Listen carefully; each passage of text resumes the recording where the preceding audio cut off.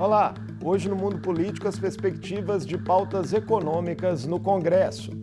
Diante do atual jogo de forças na Câmara e no Senado, como podem avançar as discussões do novo arcabouço fiscal e da reforma tributária? Qual o peso dessas agendas para a imagem e os rumos da nova gestão?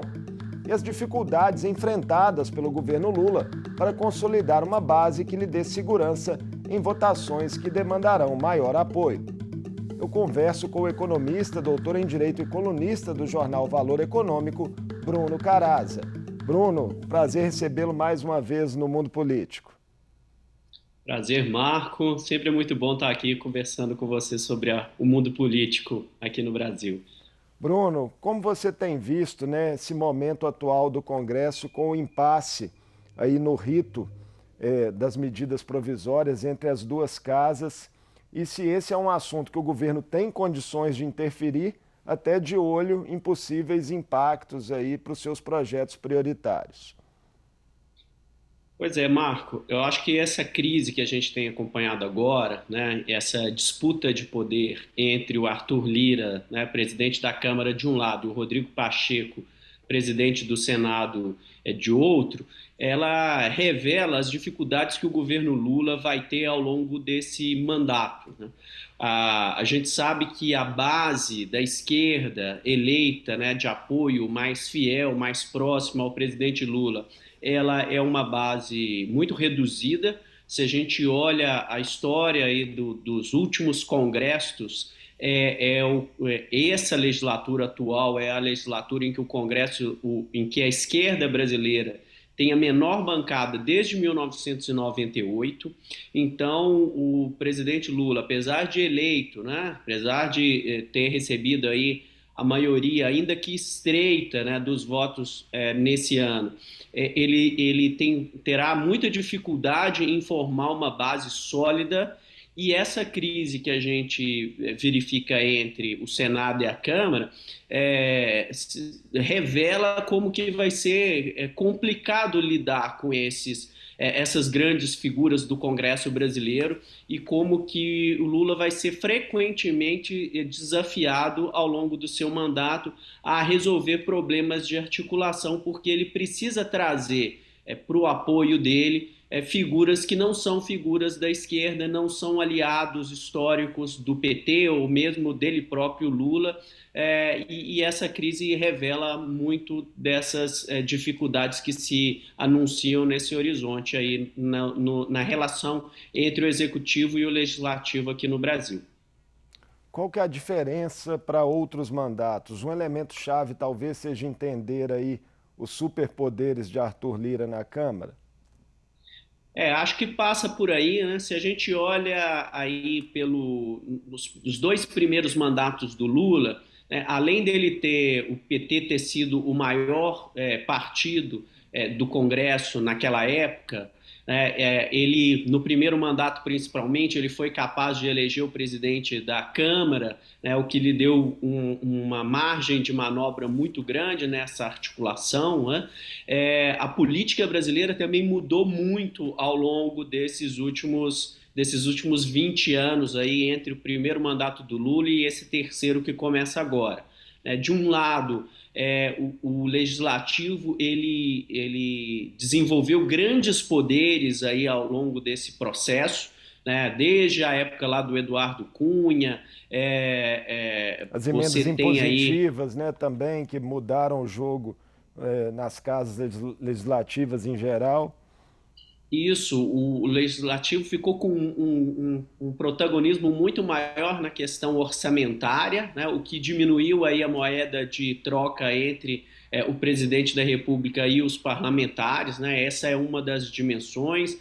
A gente teve também uma série de mudanças regimentais que foram sendo feitas desde o Eduardo Cunha, mas principalmente com o Arthur Lira no governo Bolsonaro, né, que deram mais poderes, né, para o presidente da Câmara em relação aos outros líderes, e essa eleição esmagadora do Arthur Lira na esteira aí do orçamento secreto. No início do ano, ele constituiu um bloco de parlamentares muito fiel, muito grande, né, maior do que qualquer outra bancada no Congresso, e isso só demonstra o poder que ele angariou aí nos últimos anos e como vai ser difícil para o Lula conviver com um presidente da Câmara tão poderoso, com uma bancada tão fiel de parlamentares, tendo que negociar ponto a ponto, né, como a gente diz, tendo que negociar no varejo a cada medida, a cada proposta, esse apoio.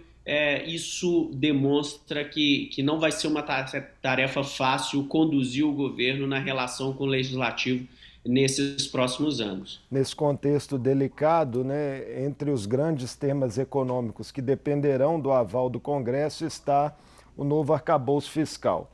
O ministro Fernando Haddad, da Fazenda, né, fala em anunciá-lo oficialmente ainda em março, mas já deu algumas pistas.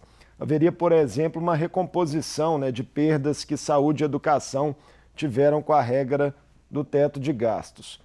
Qual sua percepção sobre a demora, né, no anúncio oficial desse novo arcabouço e sobre aquilo que já saiu?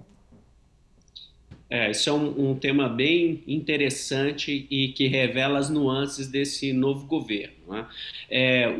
A necessidade de um novo arcabouço fiscal, ela surgiu ainda antes do Lula ser empossado, né, de assumir o poder. Ele conseguiu, negociando com Arthur Lira, aí um voto de confiança, né, nesse início de governo com a PEC da transição. Então ele conseguiu um espaço orçamentário de 165 bilhões de reais para ele atender às demandas mais imediatas, aquelas promessas que ele fez de campanha, de manter o Bolsa Família em R$ 600, em conceder um reajuste real do salário mínimo, em destravar algumas obras que estavam paralisadas. Então ele obteve essa concessão do Congresso ainda no final do ano passado, mas com uma condição, que o governo Lula deveria, assim que tomasse posse, ainda nesse primeiro semestre, né, o prazo que foi dado foi até agosto, ele deveria encaminhar para o Congresso um novo conjunto de regras destinadas a dar um horizonte de sustentabilidade fiscal para o governo, dado que o teto de gastos, que foi aquele conjunto de regras que foi criado lá atrás no governo Temer, não estava funcionando mais. Então, essa é uma demanda, é uma tarefa que o próprio Legislativo impôs ao governo, e ela tem duas dimensões que são muito delicadas de serem tratadas do ponto de vista do novo governo Lula. Primeiro, ele tem que acertar internamente essa questão, né? Fica muito claro pelas discussões aí na imprensa que a gente tem observado nos últimos tempos que tem duas correntes relacionadas ao arcabouço fiscal no governo. Uma é do ministro da Fazenda, Fernando Haddad, que é o encarregado de apresentar a proposta, mas de outro lado tem uma ala política dentro do governo e dentro do PT que entende que o governo Lula deveria estar mais preocupado com o crescimento econômico nesse primeiro momento, até para garantir assim a sua popularidade, dado que ele foi eleito numa eleição muito disputada, né? Então essa ala política demanda uma regra mais flexível, enquanto o Haddad, do outro lado, está preocupado com a credibilidade do governo e gostaria de apresentar uma regra mais ambiciosa para se zerar o déficit público brasileiro ainda no ano que vem. Então, a primeira dimensão é resolver essa disputa interna dentro do governo, entre a área econômica e a área política, e no segundo momento teremos uma batalha externa no Congresso Nacional, em que o governo Lula vai ser testado se a sua base ela é fiel, ela é sólida ou não. Na batalha interna, o presidente Lula vai ter que arbitrá-la, invariavelmente? A decisão final é dele, né? Por enquanto, aparentemente, ele está deixando solta essa decisão, né? O que tem criado muitos ruídos, né, em relação ao governo. Muitos economistas, muitos agentes do mercado estão preocupados, né? O próprio Banco Central está preocupado porque o governo não define com clareza para onde ele quer levar. O Lula tem postergado essa decisão e o anúncio das regras, ele tem deixado solta aí essa ala mais política do governo, principalmente o ministro da Casa Civil, né, Tem uma o Rui declaração Costa. dele, tem uma declaração dele, do presidente Lula, né, de uma semana atrás, mais ou menos, em que ele sinalizava ali ter uma preferência por deixar pelo menos a saúde fora de um limite de gastos aí, né, de um novo teto, entre aspas. E, enquanto a Haddad, num encontro com Rodrigo Pacheco, presidente do Senado, teria sinalizado que não haveria exceções no novo arcabouço. Pois é, a gente não sabe qual que vai ser a definição desse lado, né? Por outro lado, a gente tem, por exemplo, a Gleisi Hoffmann, né, que é presidente do PT, ela não tem um cargo no governo, mas ela tem assumido um papel de muito ativismo aí, anunciando que o governo deveria, principalmente nesse momento de crescimento mais baixo, ter liberdade para investir mais, para ampliar os programas sociais, né? Então, o Lula tem se evitado tomar uma decisão, e isso tem gerado muito ruído, muita discussão e efeitos no mercado, o que não tem contribuído para um início de governo de mais serenidade e de mais confiança nessa área econômica. Outro tema prioritário do governo, Bruno, é a reforma tributária, né, sobre a qual você tem falado bastante aí nas suas colunas. A conjuntura atual, né, foi criado um grupo de trabalho específico ali dentro do Congresso. Favorece que a discussão avance, ao contrário do que aconteceu em diversas outras tentativas frustradas, né, em legislações e governos anteriores? Pois é, o Congresso Nacional e os sucessivos governos discutem uma reforma tributária, né, para simplificar esse sistema caótico que a gente tem hoje, né, de PIS, COFINS, IPI, ICMS, ISS, né? Então é a União, 27 estados e mais de 5 mil municípios legislando sobre o sistema da tributação sobre o consumo. Então tem 3 décadas que o Congresso discute uma forma de simplificar esse sistema para estimular e facilitar as transações econômicas.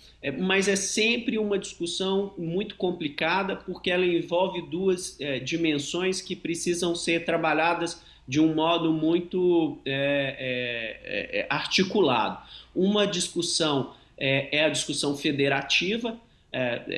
Temos União, estados e municípios, ninguém quer perder na distribuição dos recursos, né, dessa arrecadação, e do outro lado a gente tem uma disputa que é uma disputa empresarial.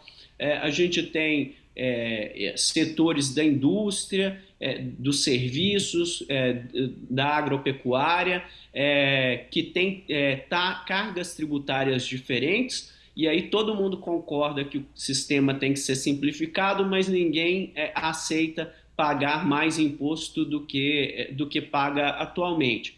Então é uma reforma muito difícil de ser implementada, mas a gente tem alguns sinais positivos, né? Essa proposta que hoje está em pauta, ela foi apresentada lá atrás, né? Tanto a PEC 45 quanto a PEC 110 foram apresentados em 2019, então já tem 4 anos que elas estão sendo amplamente discutidas, não só no Congresso, mas com a sociedade também. Já há consensos mínimos sobre uma regra de transição que seja suficiente para permitir que todo mundo consiga se adaptar ao longo do tempo. Então tem sinais positivos, mas agora na hora de se bater o martelo é aí que a porca torce o rabo, né? Como a gente costuma brincar, né? Na hora de você definir todos os detalhes da reforma, aí é que os lobbies eles costumam se manifestar de maneira mais forte, cada um querendo puxar a sardinha para sua brasa e é preciso que neste momento o governo assuma um papel de maior protagonismo e consiga liderar essa discussão e formar consensos mínimos para que essa reforma, que é uma demanda de longa data na sociedade brasileira, seja finalmente implementada e saia do papel. Em um artigo recente, né, você recomenda cuidado aí com as chamadas contas de padaria em torno da reforma tributária, né, que seriam visões equivocadas de determinados setores. Qual você entende que seria um caminho aí mínimo de consenso, mais viável, até politicamente, para que a reforma consiga avançar? Por que eu brinquei da conta de padaria, né? Nada contra os padeiros aí, né? Mas a conta de padaria é aquela brincadeira que a gente faz, que é aquela conta que você faz no embrulho de pão, né? Aquela conta simplificada ali. E é isso que muitos setores empresariais brasileiros estão fazendo. Eles estão fazendo uma comparação entre a alíquota desses impostos que eles pagam hoje com a alíquota que vai vir a ser implementada quando esse imposto simplificado ele entrar em vigor. Mas isso é apenas uma parte da história, né? Não se trata apenas da comparação entre a alíquota que eu pago hoje e a alíquota que eu vou pagar amanhã. Eu preciso levar em consideração também que com a reforma tributária eu vou implementar um novo sistema em que eu vou poder descontar os impostos que vêm nos insumos que eu contrato, né, no meu pagamento nos produtos que eu ou nos serviços que eu vou prestar adiante na cadeia de produção. Além disso, tem que levar em consideração que os investimentos, né, máquinas e equipamentos vão ser desonerados nessa reforma. Quem exporta, né, vai ter os seus produtos vão ser isentos de tributação nesse sistema. Então, a conta é muito mais complexa do que simplesmente você comparar alíquotas antes e depois da reforma. Tem que levar em consideração o efeito líquido da reforma, né, toda a melhoria que isso vai ter em termos do custo administrativo de você ter um sistema hoje que é extremamente complexo para um sistema muito mais simples. Então, seus custos administrativos com advogados, com contadores, vai cair, né? Então, é preciso ter cuidado com essas contas simplificadas, para que eu acho que também é preciso ter uma disposição de que se esse é um objetivo da sociedade, ter um sistema tributário mais eficiente, mais simplificado, mais justo, né? Se a gente levar em consideração de ter um regime de transição adequado, suave, eu tenho certeza que na implementação final, daqui a 5, 7 anos, a gente vai ter um ganho muito grande de eficiência e de crescimento para a economia brasileira. Pois é, falando em números, o vice-presidente da República, Geraldo Alckmin, esteve nessa terça-feira na marcha de prefeitos em Brasília e disse lá que com a reforma tributária, o PIB brasileiro poderia crescer até 10% em 15 anos. É uma previsão otimista ou realista?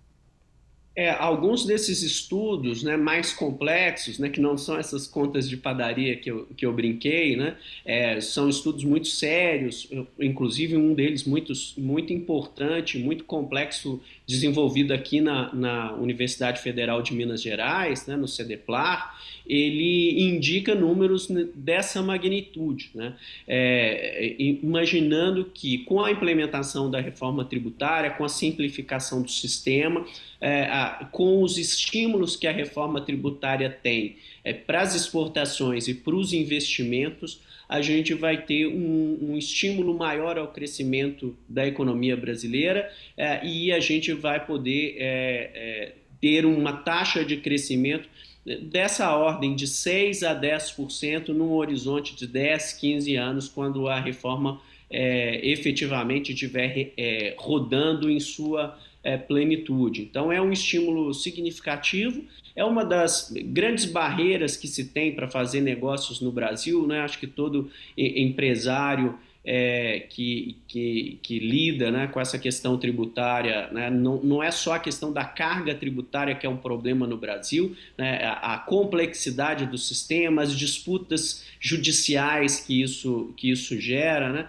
é um desestímulo muito grande, né, investidores estrangeiros às vezes resolvem investir em outros países, às vezes em nossos vizinhos, né? Às vezes aqui no Chile, na Colômbia, no México, e uma das razões pelas quais eles não investem no Brasil é porque o nosso sistema tributário é muito complexo, muito difícil de ser entendido por um investidor estrangeiro. Então, a gente vai tirar uma barreira muito relevante para o crescimento brasileiro, caso essa reforma seja finalmente aprovada. A imprensa noticia que há uma resistência, né, de prefeitos preocupados aí com perda de arrecadação e autonomia às vésperas de um ano eleitoral para eles. E eles são figuras fundamentais na eleição dos deputados. Esse é um entrave grande a ser superado e, para resolvê-lo, por exemplo, adiar uma entrada em vigor para 2025, é uma alternativa? Marco, eu entendo que isso é uma questão muito mais de disputa por poder político do que uma questão realmente orçamentária para as prefeituras, né? Porque a reforma ela vai ser, primeiro que ela não vai ser aprovada de imediato, né? Por ser um tema muito complexo, né? Não acredito que essa reforma seja implementada, seja aprovada logo nesse primeiro semestre ou mesmo no início até o final do ano, né? Então é uma discussão muito complexa, né, que precisa passar pela Câmara, precisa passar pelo Senado. Depois de aprovada, ela precisa ser regulamentada.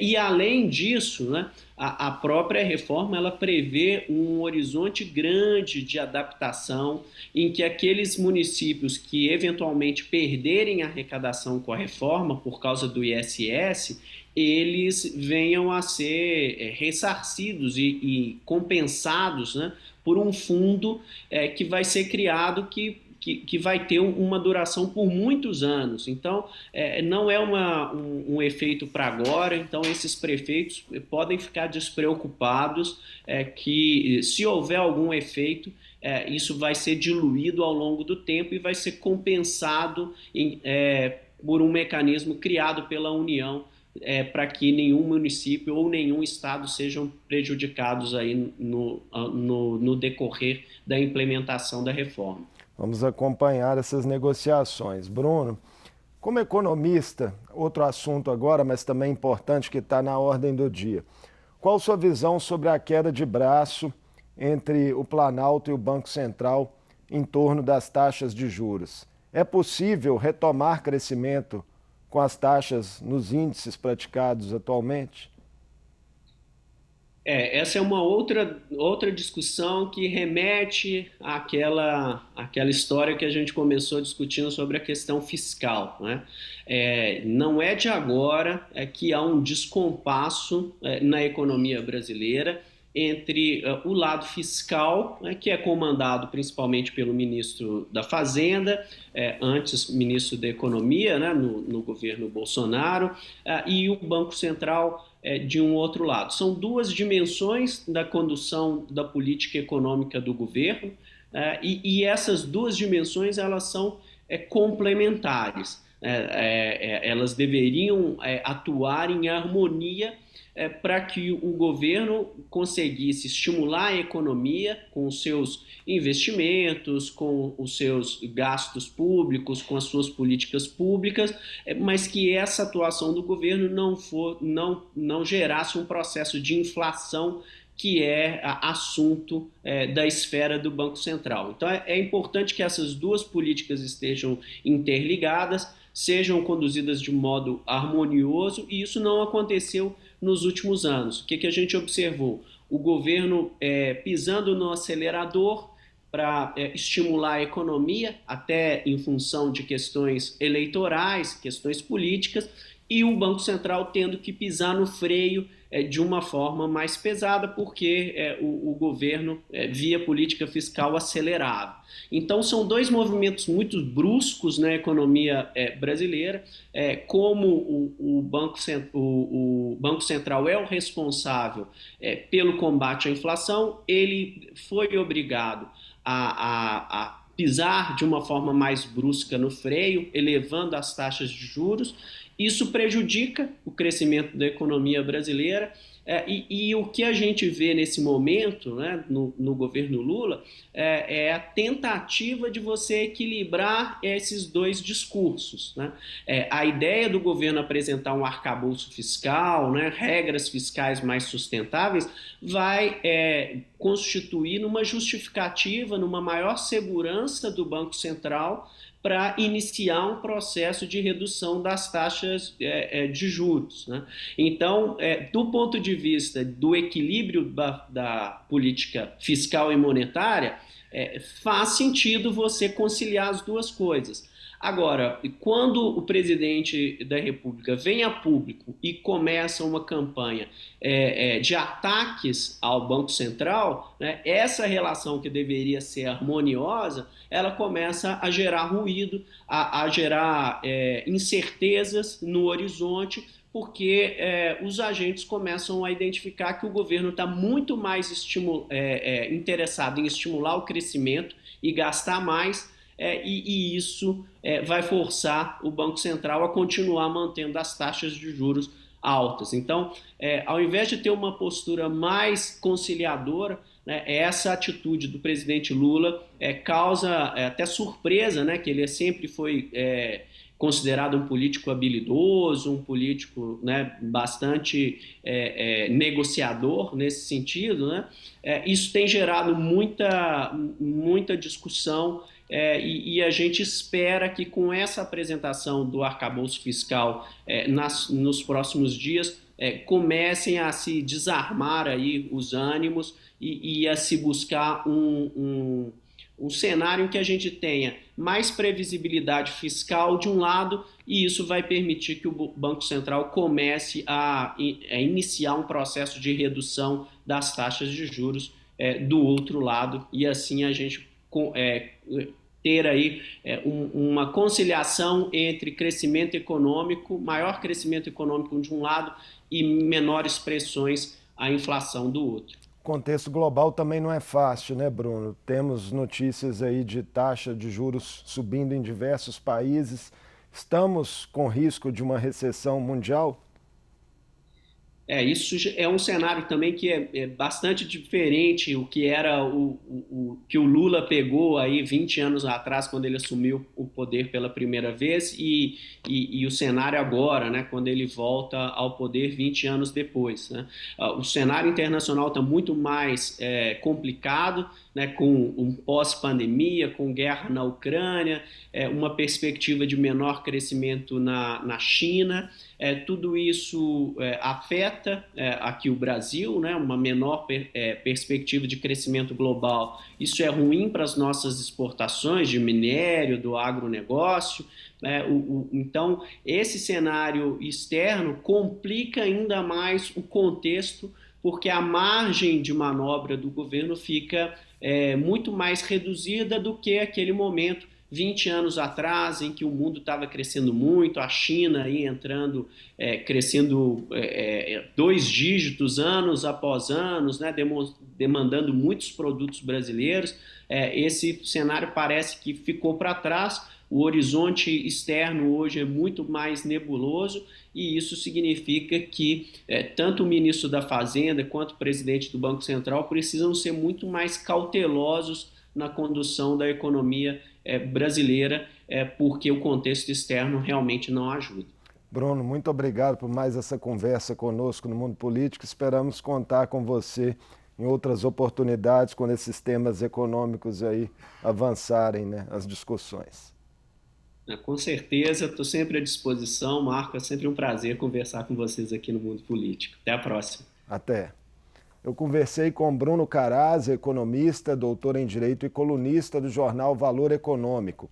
Falamos sobre as perspectivas da discussão de temas como o novo arcabouço fiscal e a reforma tributária no Congresso Nacional, seus possíveis impactos e o jogo momentâneo de forças entre governo, centrão e oposição na Câmara e no Senado. O Mundo Político fica por aqui. Obrigado por nos acompanhar e até o próximo programa.